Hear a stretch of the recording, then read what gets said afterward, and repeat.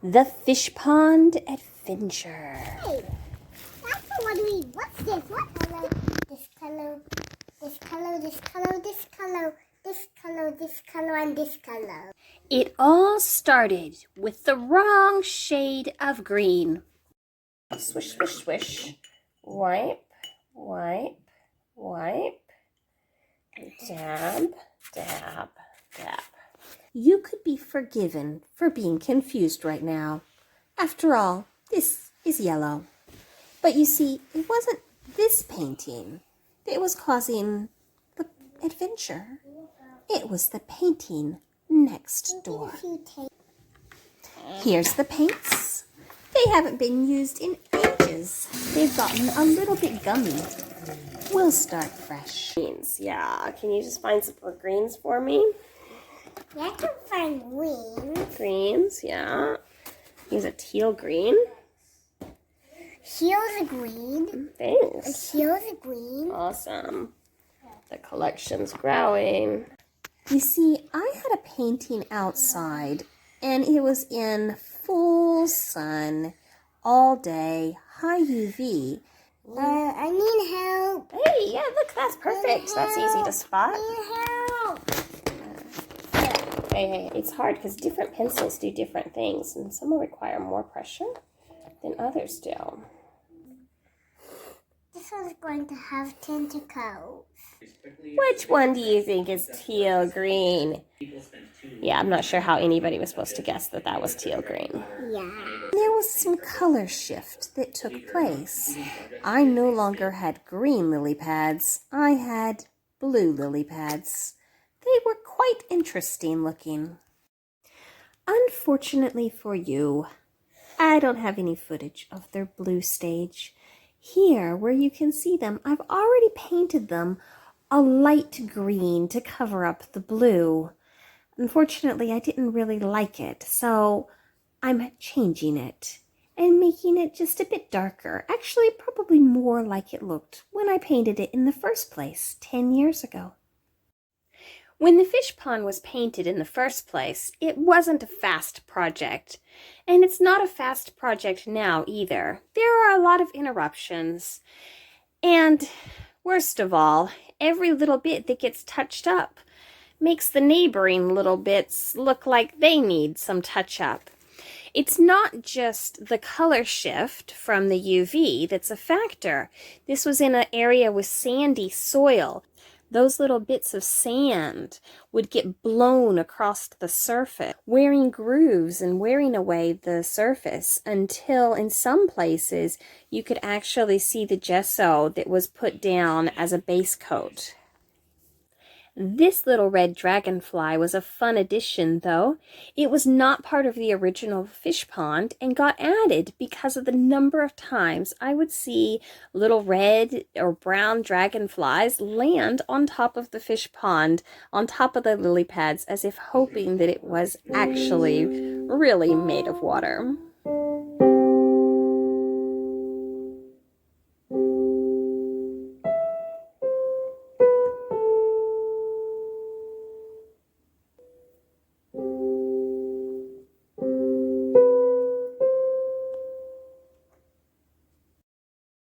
Whenever I'm working on a big project, I usually have a piece of paper where I kind of have like a scrap throwaway project that's going on at the same time.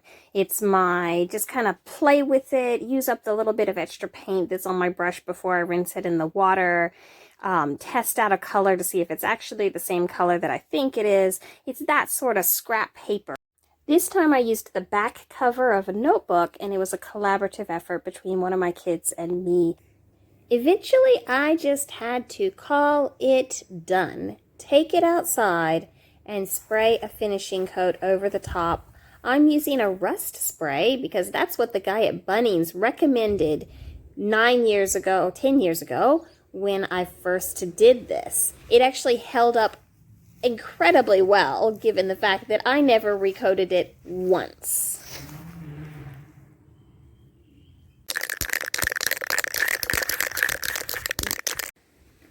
While it's drying, it's time to turn my attention to where the fish pond used to be.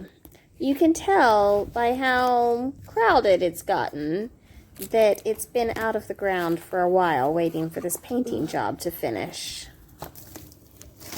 Just like the fish pond itself, this was a multi-step process. I'd work on it a little bit, and then I'd get chased inside by the bugs, or rain, or I'd find some moss that might have a tardigrade in it.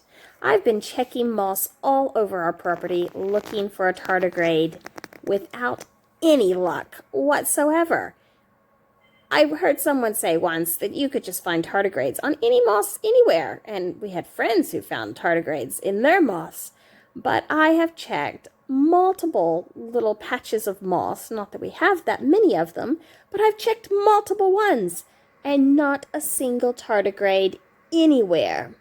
Here you can see the moss roots. It is quite fun to look at moss. It's just cool looking.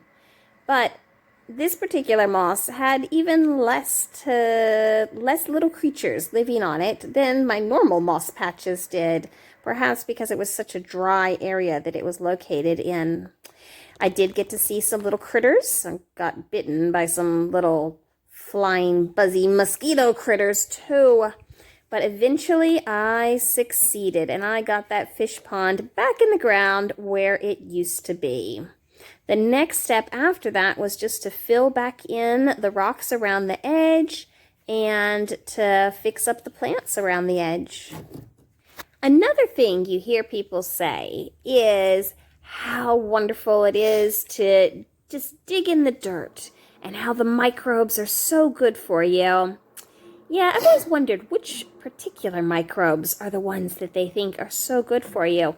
I mean, I'm sure that some are, but which ones?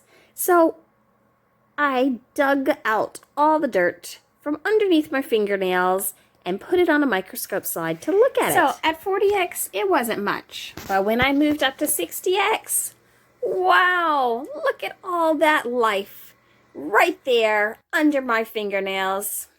I think it's time to go wash my hands. I do usually wear gloves when I'm gardening, but my current pair of gloves has holes in half the fingertips.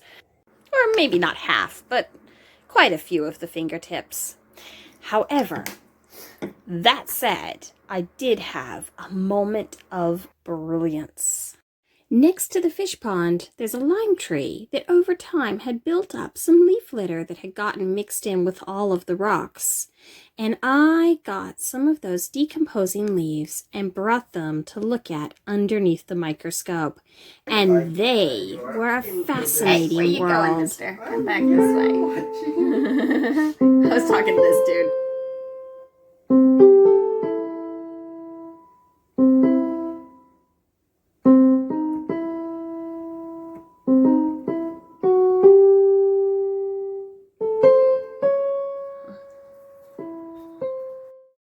Slow motion replay time.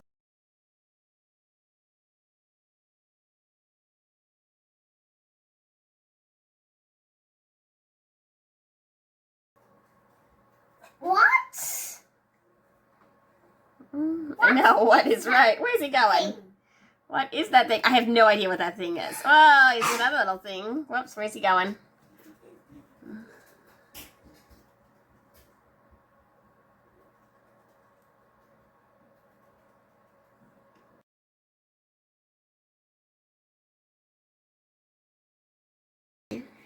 We found a tardigrade. Woohoo! You can't take a picture because I'm videoing right now. Take that picture. No, Can you click the picture button up there? no, you can't take that picture because it's got a it's on video.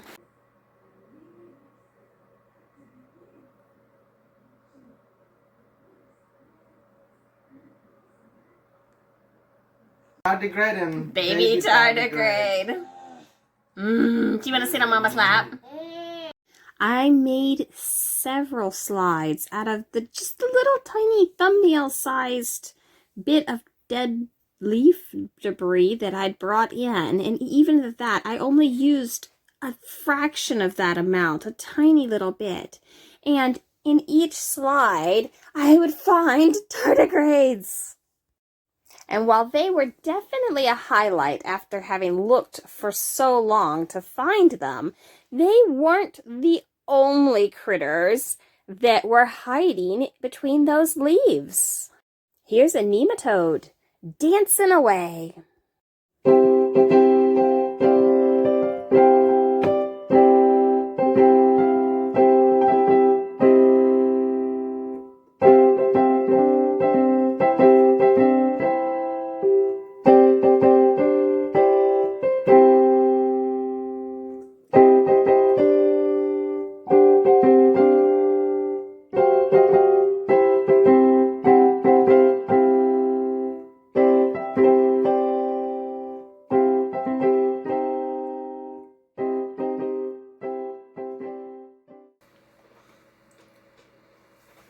Look at him just going around in circles.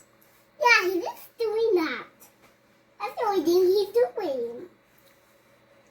Oh, he stopped. No, he stopped, yes. Why did he stop? What's he doing? Ooh, nice. Well, that's... Whoa, whoa, whoa, whoa, whoa, whoa, whoa, whoa, whoa, Do you think whoa. he's dizzy? He's not. I think he just wants to spin. I think he definitely wants to spin. I mean, look at that. He just keeps spinning and spinning and spinning and spinning. I think he got dizzy. Me dizzy. He makes you dizzy. That's definitely a lot of spinning. A whole lot of spinning. Wow. Here's a rotifer just minding his own business in between two different sections of dead leaf. Let's see. Is it big tardigrade and little tardigrade again? It is. Let's get you guys in focus better.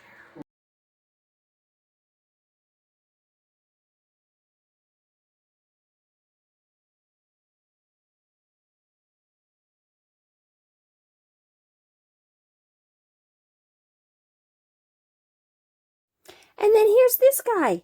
I don't even know what he is, but how cool is he? He was just so busy, constantly in motion, and mostly kind of partly hidden behind things and moving in and out of focus. But look at his little arms and legs.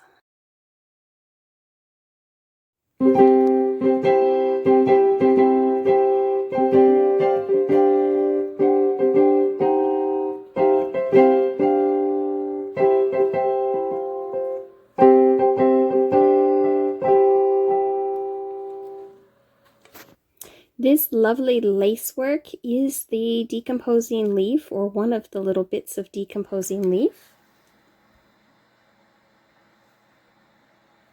Eventually, however, it was time to go to bed, and then the next day, it was time to work on the fish pond again.